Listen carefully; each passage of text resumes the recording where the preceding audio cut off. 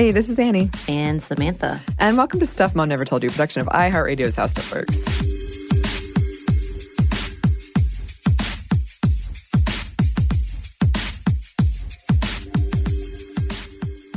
And today, finally, I have waited so long, we are talking about Alien.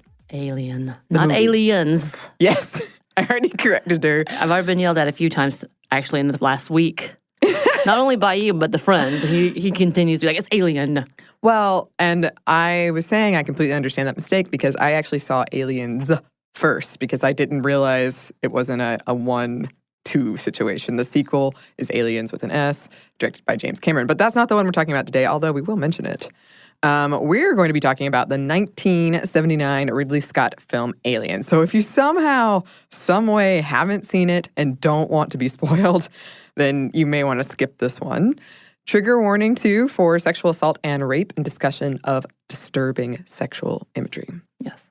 And I know longtime listeners of this show should be celebrating for me because I said, I think in the very first episode, I just want to talk about Alien.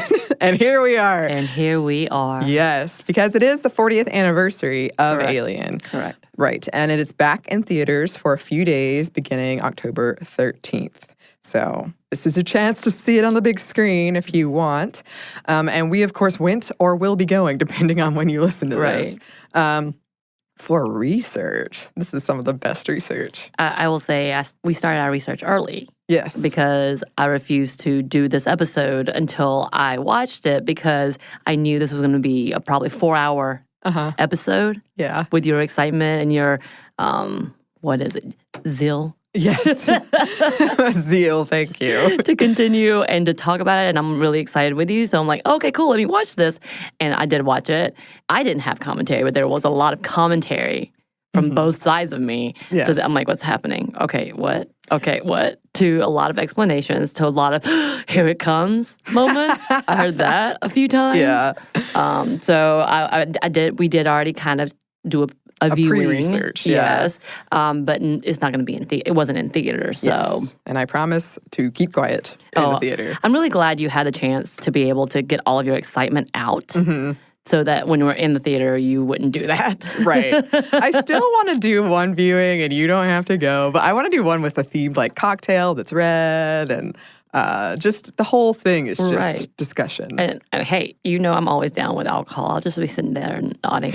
You'll just let me get it out. Let me get it out. I'm like, yes, here we go. And yeah, this was something I was very excited to share with you and with anyone who hasn't seen it or has only seen it once or twice in passing and you haven't taken this critical feminist lens to it, because you will not be able to unsee all the stuff we're talking about. So if you happen to not want to watch it with a feminist lens, maybe skip it as well. But I think it's fun. Yeah. And yeah, I have told this story on the show before, I think, but thanks to a truly epic and very mean and honestly successful prank my older brother played on me, I was terrified of aliens, like the trope, the thing, the monster in movies. Until fairly recently, I didn't see E.T. and Independence Day until I think a couple years ago. My friends made me watch E.T. after we rode the E.T. ride at Universal, and I was like, wait, what? Oh, yeah. It's very different than the movie, I've got to say, the ride. The only movie I've ever walked out on because of fear was Lost in Space. And yes, I know that's not a great movie, but I was scared and I left. And I almost walked out on Signs. I would have walked out if my friends hadn't been there and I was too embarrassed. I will say of all three of these movies, I've only seen E.T.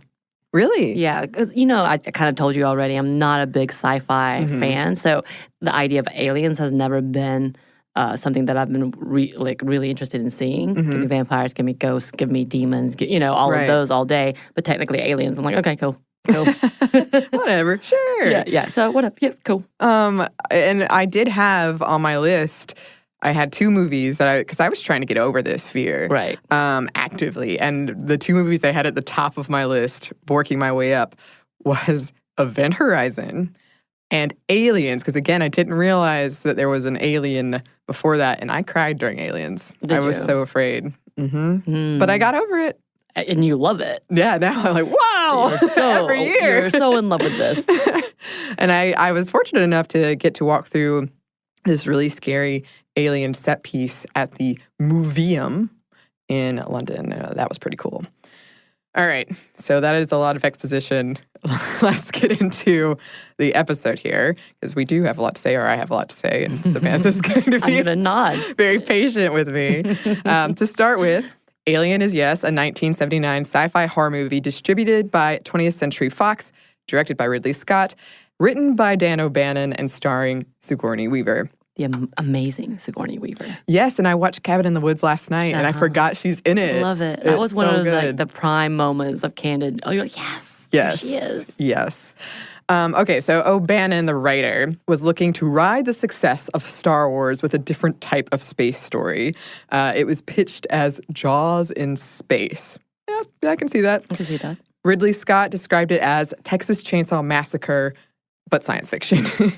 And we should mention, he gets sole credit, O'Bannon does, for the script, but a handful of others made pretty big contributions, which led to a lot of tension. Rightly so. Yeah, of course. Anyway, the story involves the crew of the Nostromo, a commercial spaceship, kind of like a space tow truck, and their encounter with the, quote, perfect organism, the alien. The main character, though you probably wouldn't know it for the first act of the film, is Sigourney Weaver's Ellen Ripley, the capable and cool-headed senior officer. One of the posters came with the iconic tagline, "In space, no one can hear you scream." Okay. I guess that's right, unless you're in... Although, in the movie, you don't hear them scream. It gets... muted somehow. There's a moment where I think they were playing with it, but then you do hear them scream. So I was like, well. It was very muted, though. Mm-hmm. Or music is blaring over it. Yeah. I think that was a choice. It was a choice, but I don't know if it was like on purpose. The reason. Okay. Yeah, exactly. The poster also, by the way, that is just an egg on the front. Mm-hmm. Okay. Both audiences and critics praised the film, and it went on to win the Oscar for Best Visual Effects, 3 Saturn Awards, and a Hugo Award. Several film critics regard it as one of the best films of all time. It grossed about $200 million at the box office. In 2002, the Library of Congress added it to their National Film Registry, calling it culturally, historically, or aesthetically significant. The American Film Institute placed it at 7th place on their list of best sci-fi films in 2008, and Empire put it into 33rd place when ranking best movies of all time. Also, speaking of rides, there used to be, I would love if a listener could write in and confirm this, but I feel like there was a ride called Alien Encounter, and I remember it being in Magic Kingdom where Lilo and Stitch is now, but that can't be right. Right? That can't be right. It was in Magic Kingdom? What? Well, super producer Andrew confirms it, and my mind is blown. I just feel like it was really scary for Magic Kingdom. It is very scary. Yeah, it was, for people who don't know, you were in a chair and like there was the alien was in a tube in front of you. And then, of course, it gets out and you feel it breathing on your neck and then you get sprayed with blood as it kills somebody. It was very intense. I can see why they maybe replaced it with Lilo and Stitch, where it's now kind of a funny ride. Anyway, my mom and dad used to tell me about their experience seeing this movie in the theaters for the first time, which I find funny for several reasons, but they also went on to get married on May 25th, which is the day that it premiered, which I'm sure is a coincidence. But they told me people were running, puking, screaming, that they avoided looking at the poster after seeing it because it scared them so much. Yeah, my dad popcorned it up in the air. Wow. Yeah, I mean, if you think about it, not too many things at the time. People hadn't seen too many things like that. Wasn't that in the same era as Halloween and it was, all that, though? It was close. Huh. But like in space, people passed out during A New Hope because the spaceship in the beginning just kept going on. So, you hadn't seen it. Mm-hmm. And I am playing the video game Alien Isolation right now, which is a game where the alien can hear you as in the player, as in me, whatever is happening in my real life environment. And it uses that in the game, and I've died many, many times. Yeah, wasn't the recommendation to you about wearing headphones so you can hear it even louder? Yeah, because it's surround sound, and you can like hear it behind you or in front of you. Woo! So this film's success went on to inspire a franchise. 7 more films to date, if we include the Alien versus Predator films, which I also haven't seen those. They're great. Not really. They're fun. Not really. They're fun. The books, comics, video games, and toys, pretty impressive for a R-rated film. Yeah, the toys thing? Yeah. Can't think of too many other R movies. I guess like serial killers or, like monster. Oh, yeah. I think there was an actual like Halloween Jason toy and a Freddy Krueger toy. Yeah. Which is really weird. Yeah. I'll think about that later. And yes, Alien has themes of motherhood, abortion, fear of sexual assault, post-humanism, and sex in general. Machines, corporations, putting technology, weaponry, and scientific discovery above the welfare of people. Some people have even interpreted the film as a metaphor for women's refusal to bear children. So yes, there is an actual reason why we're talking about this. It's not because I'm just a huge fan.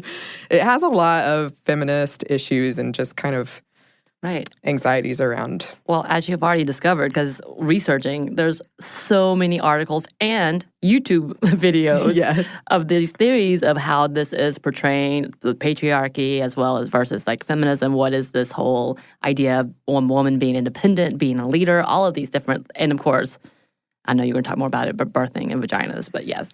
Yes, specifically birthing and vaginas, no joke. I am definitely not the only one who has put some thought into this by far. And I'm actually really relieved because I was watching that movie semi-recently. I'm like, I think this is got a lot going on with vaginas and stuff. And then I'm glad I wasn't wrong. I wasn't way off base with that one.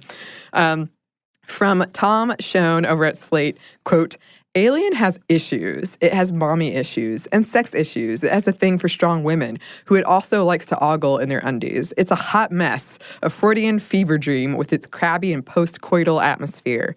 Its rebirthing imagery, its queasily gynecological production design, its night sweat of male anxiety, a particularly horrifying confusion of the sexual gynecological with the gastrointestinal, wrote James Kavanaugh from Son of a Bitch, Feminism, Humanism, and Science in Alien, of the famous John Hurt birth scene in which a, quote, razor-toothed phallic monster gnaws its way through his stomach into the light, a kind of science fiction phallus dentatus. Oh, yeah.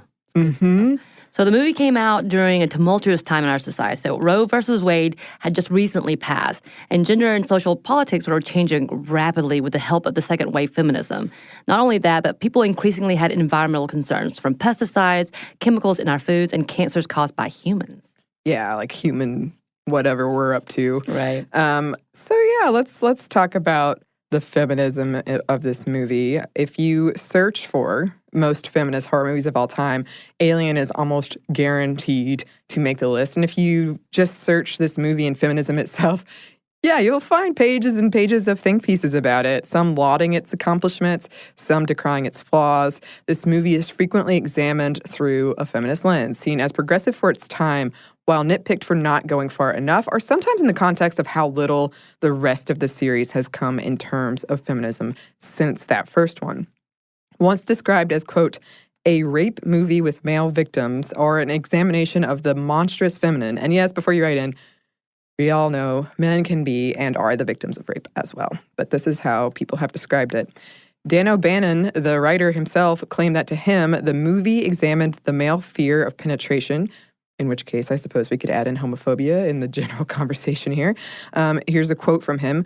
One thing that people are all disturbed about is sex. I said, that's how I'm going to attack the audience. I'm going to attack them sexually. And I'm not going to go after the women in the audience. I'm going to attack the men. I'm going to put in every image I can think of to make the men in the audience cross their legs.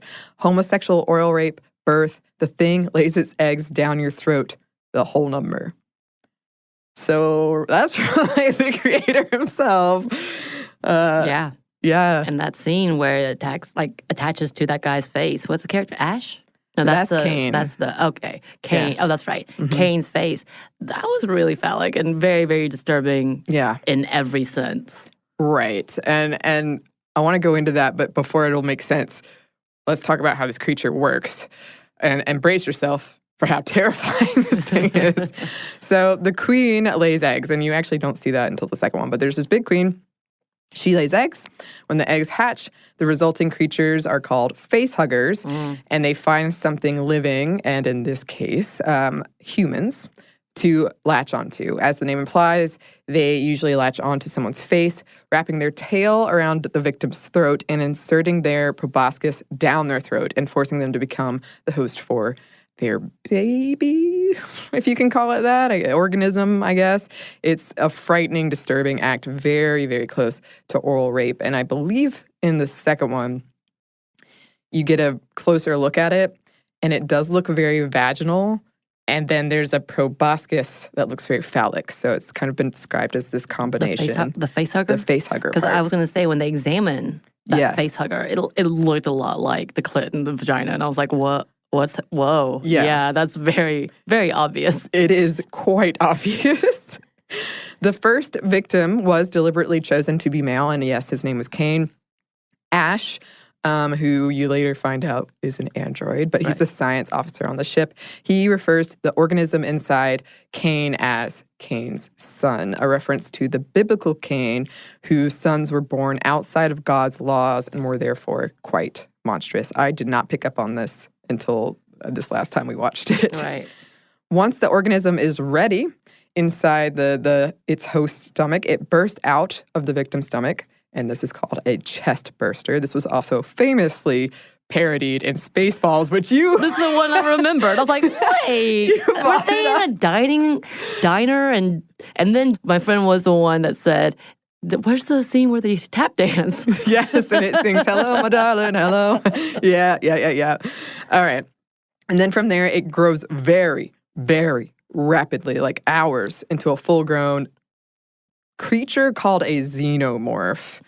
And I'm not sure at all, because all you listeners probably don't traffic in the same nerdery that I do. But I see a lot of YouTube videos that's like explained the morphology of the xenomorph or the life cycle of the xenomorph, because it is kind of confusing.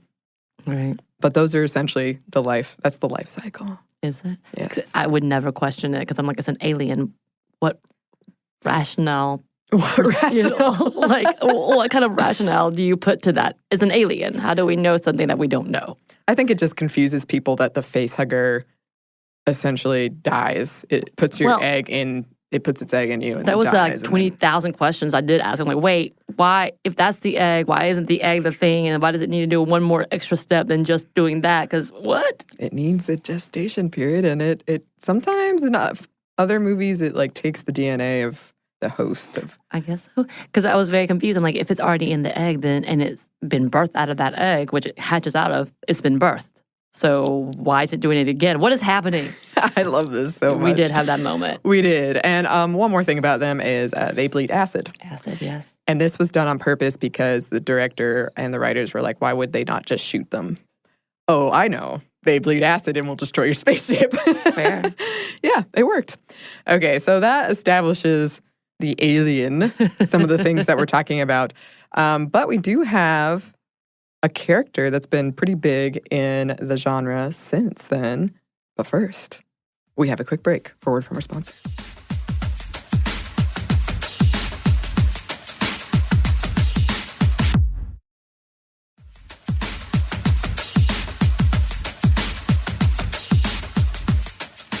And we're back. Thank you, sponsor. And another thing that comes up when you're talking about feminism and Alien is, of course, Ripley, who, for listeners who've heard, I believe the first episode I ever did as a full-time host was Final Girl.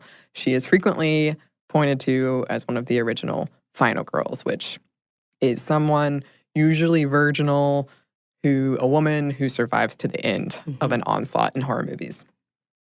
So when it comes to our main protagonist, Ellen Ripley, many of you have probably heard Ridley Scott asked for both male and female actors to read the part. It wasn't gender. They were like, bring in whoever. And they went with a then unknown Sigourney Weaver. Also, by the way, Ridley Scott identifies as feminist. Cool. Yeah. So she is someone who is strong and capable while still maintaining her femininity, although not too much of it. But, and I personally, when I read that, I was like, does she? Well, apparently she kind of, it's the cat that most people point at. The fact that she cares about the cat, saves the cat, very, I guess, a feminine trait. She has been described, Ripley, not the cat, as the divine mother and protector of all life. The final shot in the movie, some people see as very Virgin Mary, resembling Virgin Mary. She is also, for much of the beginning of the movie, largely ignored. Again, you might not know she is the main character for a while. She's ignored by her male coworkers and even the other female one when she cites quarantine protocol, the thing that could have saved them from the alien. She's ignored. Completely ignored. Yep, they're like, nah, that's terrible. You're a terrible person. We're bringing Kane in with this mysterious thing attached to his face anyway. Obviously a horror in itself. But let's bring it in. Everything's fine. Yeah, they were very chill about it. They really were. I feel like that's a lot of the sci-fi and horror movies. They're like, that's cool.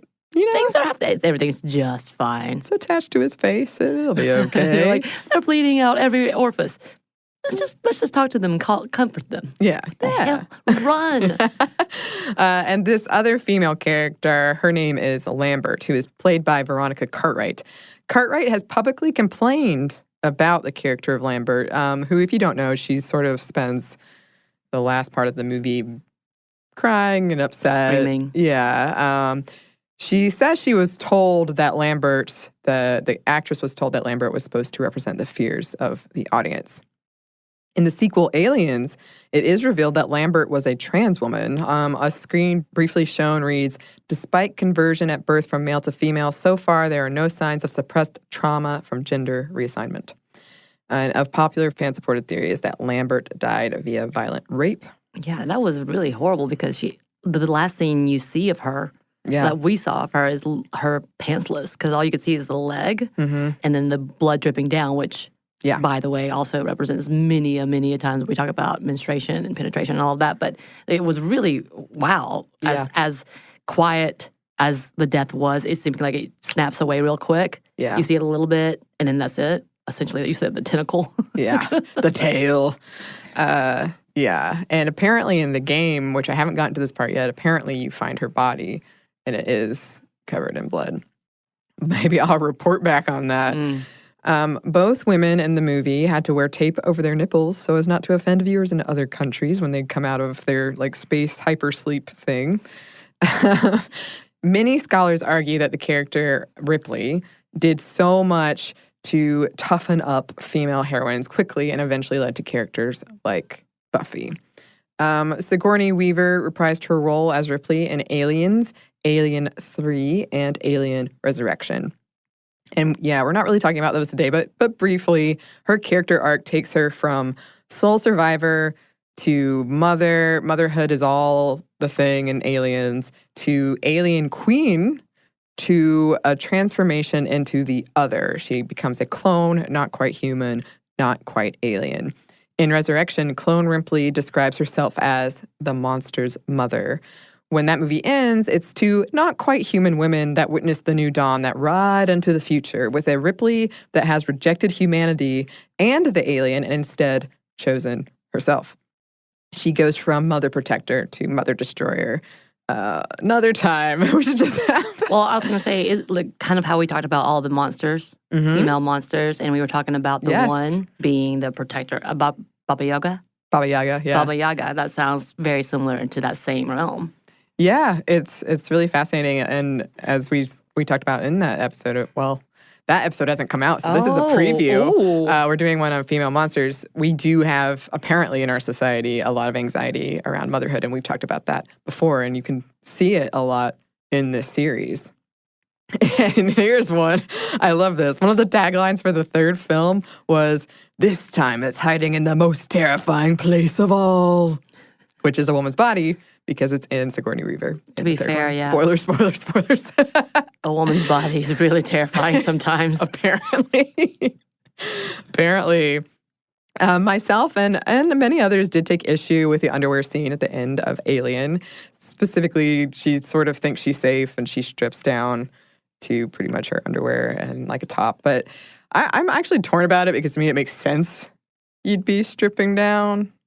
But it's hard to see it any other way because women are so objectified in film. It just is, it's hard not to be like, really? Right. And I think in that time and age, because when we saw them waking up at the very beginning scenes, they're in diapers, essentially.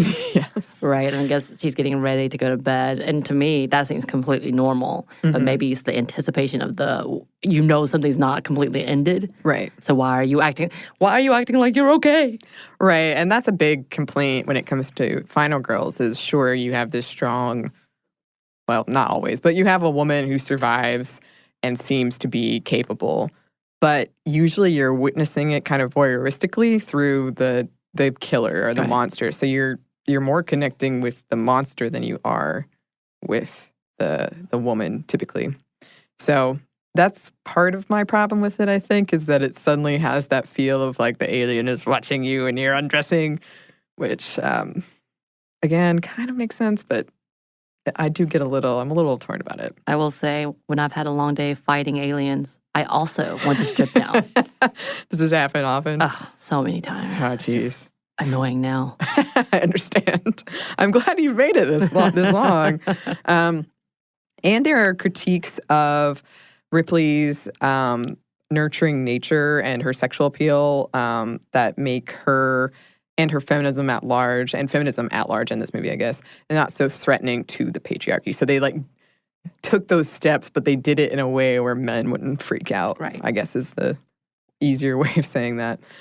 From Alien Woman, The Making of Lieutenant Ripley by Jason Smith, Jimena Gallardo, quote, in the final scenes of Alien, Ripley meets not just an alien creature, but a dark physical and psychological mirror of herself. Like a woman with a flamethrower, the alien is a phallicized fetish object, a creation of the male psyche, of masculine fear and desire. Thus, the film ultimately pits the body against her own shadow self.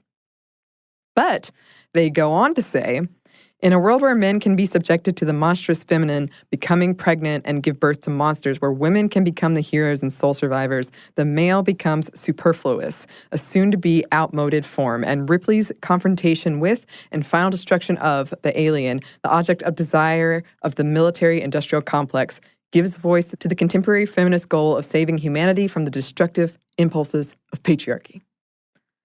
Telling you, there's a lot to be said here. True. We need that right now. And then here's something that you were curious about. Mother. It's basically the computer, the ship's computer that's in charge of everything. And they call it Mother, but it's actually MU/TH/UR6000. And this ship is what wakes up the crew who was not really supposed to stop at this planet, but wakes them up early to investigate a signal coming from LV-426, which is where things go terribly wrong. Terribly wrong. They change it to father in Aliens, I think. There's always like a computer sort of thing running it, and I've been interested for a while in like when we talk about mothership and why we refer to ships as she. Space is frequently seen as the vast empty womb of a woman, like just giving these gender specifiers to, I was tempted to call mother she, things like that. When the crew is first awakened by Mother, it is as if they are children emerging from her womb, like the diapers, like you said. Mother does not have your best interest at heart. She is a cold, heartless bitch. Mm-hmm. Except not technically because she's a computer, but she's like, I guess the people who programmed her are from the movie. I love this quote. Mother, I've turned the cooling unit back on. Mother, the ship will automatically destruct in T-5 minutes. You bitch! And yes, that's when Ripley starts throwing stuff at the computer mainframe. This was an argument between Ripley and Mother. Also, Mother's co-conspirator, Ash. And Ash is the android character played by Sir Ian Holm. And I feel like in every single Alien movie, are almost all of them. The android character has some weird thing for the final girl, because most of these do have a final girl. Anyway, he tries to kill Ripley by shoving a rolled-up porno magazine into her mouth, which also feels very reminiscent of oral rape. I've read that scene is like he represents toxic masculinity. I never noticed there was all this porn in the background until I did this research. From the monstrous feminine film, feminism, psychoanalysis, the science fiction horror film Alien presents a complex representation of the monstrous feminine as archaic mother. Mother Alien is primarily a terrifying figure, not because she is castrated, but because she castrates. Her all-consuming, incorporating powers are concretized in the figure of her alien offspring, the creature whose deadly mission is represented as the same as that of the archaic mother: to tear apart and reincorporate all life. It is the notion of the fecund mother as abyss that is central to Alien. It is the abyss, the cannibalizing black hole from which all life comes and to which all life returns, that is represented in the film as the source of deepest terror. Significantly, there is an attempt in Alien to appropriate the procreative function of the archaic mother to represent a man giving birth, to deny the mother as signifier of sexual difference. But here, birth can exist only as the other face of death. When one of the alien creatures orally rapes Kane, one of the male astronauts, it implants its embryo in Kane's stomach. But the primeval mother does not need the male as a father, only as a host body. And the alien creature murderously gnaws its way through Kane's belly. Its birth leads to the male mother's death. The archaic mother is present in all horror films as the blackness of extinction, death. The desires and fears invoked by the image of the archaic mother as a force that threatens to reincorporate what it once gave birth to are always there in the horror text, all pervasive, all encompassing, because of the constant presence of death. I mean, there's a lot of birth and death. Yeah. Yeah. And space is a great background to put that against. And we have to talk about the art. Yeah. Swiss artist H.R. Geiger's design in this film is a huge component of this whole conversation. Right. This guy was big on very biomechanical sexual imagery and well-versed in expressionist German horror. A 1944 painting by Francis Bacon called 3 Studies for Figures at the Base of Crucifixion served for a lot of Geiger's inspiration when it came to the design of the alien, or the xenomorph, as it's called. And seriously, check out the painting and you will see it right away. The resemblance, it's there. Bacon's work was an interpretation of the Greek myth around the goddesses of vengeance that chase life and the living, the Furies, who we will be talking about in an upcoming episode. Seems very appropriate for this whole design. Geiger specifically wanted to take something that is and long has been generally associated with pleasure, sex, and turn it into something horrific. He had done something similar in his collection of pieces called Necronomicon. Some of his designs were so overtly sexual that the studio turned them down, which blows my mind because the ones that are in there are pretty overtly sexual. Also, U.S. Customs held Geiger after seeing his artwork for Alien and being highly disturbed. I think Ridley Scott, somebody on the movie had to come and be like, no, he's working on a film. It's all good. The first version of the egg that the facehugger comes out of, it had one slit for the opening, and Ridley Scott allegedly LOL'd when he saw it because he thought it looked exactly like a vagina. Back to the drawing board, and the opening became the X that we're more familiar with today. And the fully grown alien is very phallic in design, both its head and the little dude that pops out of his mouth and, spews acid, sort of like semen. Some say it combines both the phallic and the vaginal. Roger Ebert once wrote, Alien uses a tricky device to keep the alien fresh throughout the movie. It evolves the nature and appearance of the creature, so we never know quite what it looks like or what it can do. The first time we get a good look at the alien as it bursts from the chest of poor Kane, it is unmistakably phallic in shape, and the critic Tim Dirks mentions its open, dripping vaginal mouth. Also forgot to mention about Ash. He spews all the semen-esque stuff. Because he drinks, it's not milk, right? No. I originally thought it was milk because I was like, what? He actually, I've read if you pay attention to the whole movie, he never eats or drinks. He's just kind of there. But he drinks the milk in that one scene, or the white substance. The white and I thought it was milk because I was like, this is the 1980s, 1970s. Of course they're drinking milk. Right. like out of nowhere. And then you start seeing him sweat and you're like, ooh. Something's off about this. That's not what that is. Ooh. And trivia, shredded condoms were used for the aliens' jaw tendons. Also, shredded condoms, it looks very much like the thing that what's his name picks up right before he gets murdered. It's like the shedded skin of the alien. And then the slime, the alien slime, is KY jelly. Lots and lots of KY jelly. Yeah. I love that even the props they used were pretty sexually suggestive. And then the ship. The ship they discover on LV-426 was pretty phallic in shape, and other parts of it resemble a giant womb. When the explorers, or you could say invaders, enter the ship, they are in suits that make them appear like they're sperm entering the vaginal opening in the ship. And yes, seriously, you won't unsee it, I promise. Once inside, Kane finds a womb/tomb of alien eggs. Then came the sperm. In this case, witnesses an egg open, the facehugger latches onto his face, transforms him into a womb. The creature cannot be removed until it has deposited its seed, and that is very violent rape. And then the victim is forced to carry the organism to term and birth it, and even though it will kill the host, even at the risk of the mother.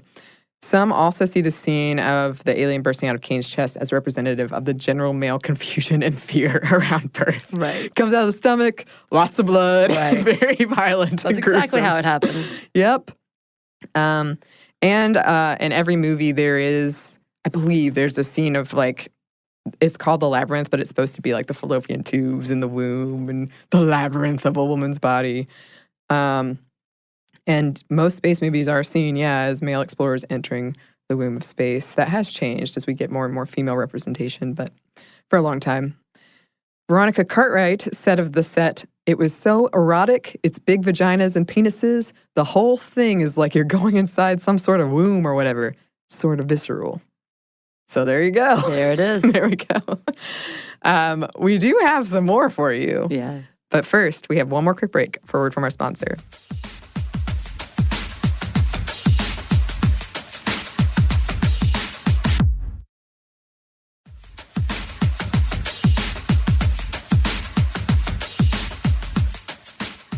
Back. Thank you, sponsor.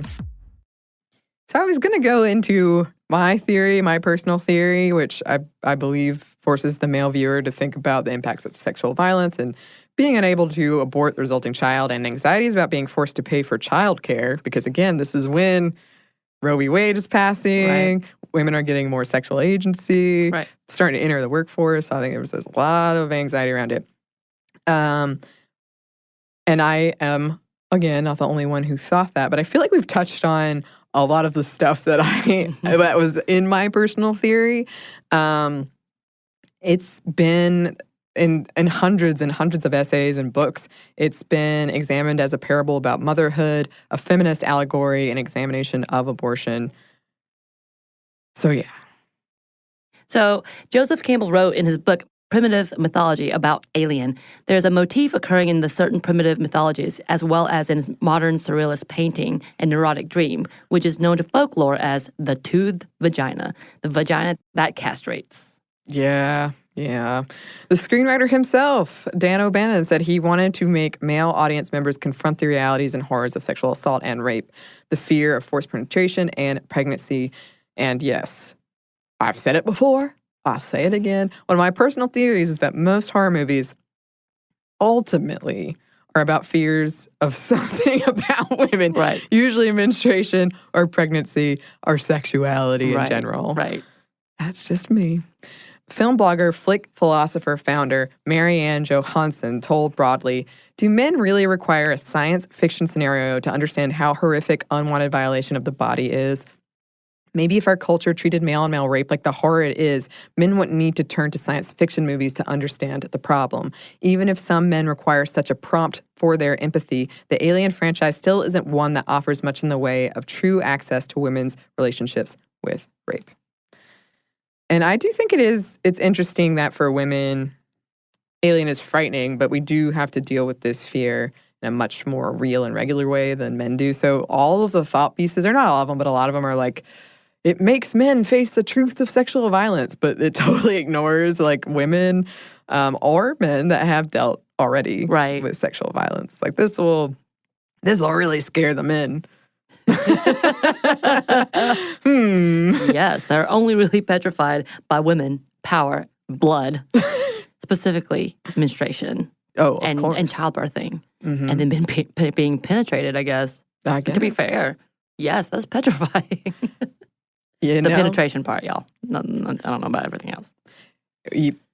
Who knew that we would have so much to say, mostly me, would have so much to say about Alien. I've been ready. After you started writing, I was like, oh, here we go. And I cut out 2 pages. Yeah, you did. Cut out 2 pages. You did. I would love for anyone else who has strong thoughts about really any movie, but any horror movie and Alien, I would love to hear from all of you. I'm loosely toying with the idea of doing like a spoiled Saturday. Yeah, I think it'd be a great idea. Where we do more recent horror movies, because there has been a lot of, I think, movement in horror movies lately when it comes to feminism. Oh, yeah. Or a lot of interesting things to be said. Right. And definitely people are understanding a lot of these kitschy things that have been happening specifically towards females and the female protagonists, or even antagonists, I guess.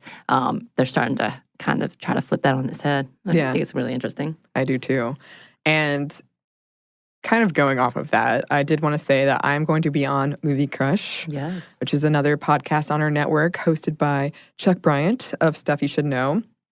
Once for the slasher edition, where I will be talking about some of those movies that turn things upside down, because those are some of my favorites that play with all of the tropes. And then I'll be on it again in November. And I have to pick my movie, but maybe I'll do Alien because I've already done all of the research. You've already started there. Yep. And then we did want to shout out a listener who wrote in. Kathy, she wrote, a few episodes ago, you asked listeners to give you names of podcasts with lady host. I happen to host one. My husband and I are the host of a little-known podcast called Patron Saints of Pop Culture. We discuss the themes of recent movies and TV shows mostly, but we will also occasionally discuss video games and music videos. Since we are in the beginning of the spooky season, our recent episodes have been on horror movies. We thought that was a perfect one to shout out for this episode. Yes. And then just to one more because of the nerdery that is happening, and I love it. Black Girl Nerds is also one that you should, I'm sure people have already started looking at, but like that would be one more to catch in if you want to go deeper into the nerdom. Oh, yes. I do. Clearly. I know you do. Clearly. I really am so happy that we got to do this. I hope that listeners enjoyed it at least as a little bit as much as I did. Look, I just watched it, and I know you're a fan, and I enjoyed it. Yay! And this actually was a part of a while ago. We had this idea for something called Feminist Movie Fridays, and it would be once a month, and we would look, and they were all horror movies because that's just how I am. Well, I'm putting Heather's in there, obviously. Okay. Because you and I have already discussed. Yeah, we've already discussed the fact that you need to watch this. Right. But to put in there as a maybe, I don't know how well it's aged. How well that holds up. Yeah, that's fair. That's always a scary thing.